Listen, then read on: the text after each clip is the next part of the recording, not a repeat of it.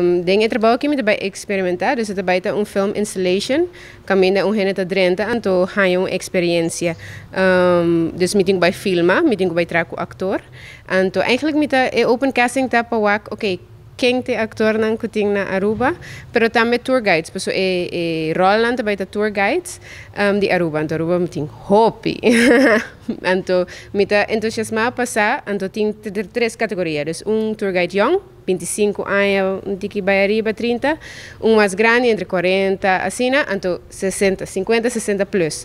Então, minha rainha base response acaba, maioria young, pero me tá bijvoorbeeld nu me serdi é tiki mais grande, que tem hobby conhecimento, que tá entusiasmado, que tem hobby experiência aqui na Aruba, então para vacinar lo que traga com mines aqui. Tem número de WhatsApp com por mail, sowieso se na atelier também por bel, pero o número de WhatsApp é 515-4514, então se não com plus 5999 dilante, número de corso, então não tá mandando portret, na número, então é já viernes of já sabra entre 3 horas e 6 horas.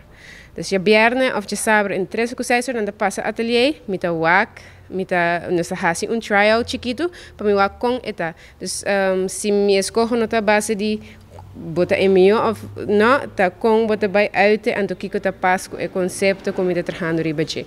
Dus me espera com mais cena bini. No primeiro lugar just eu conheci e não já acabou de por cima, porque exchange conosco como artista tem oportunidade aqui, pero exchange também que está sucedendo para nós com nosso trabalho, esse já acaba de já bota hanya ideia nang novo, bota hanya experimentação nang com para nós mesmo novo, que men hopi ideia nang novo, esse é para mim. Então com essa aqui, eigenlijk é tour guide nanta para representação de eigenlijk knowledge carriers.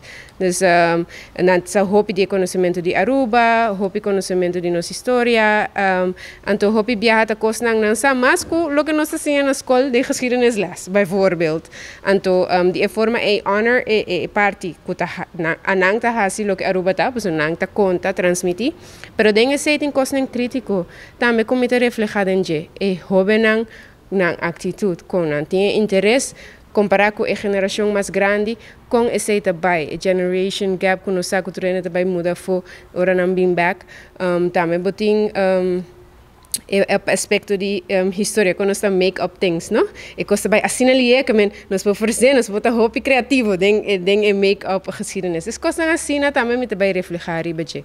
Então, me espera gewoon uiteindelijk awareness, não? De quem me tá com uma me bem, então essa é a pergunta que eu sempre vou dar de meu trabalho.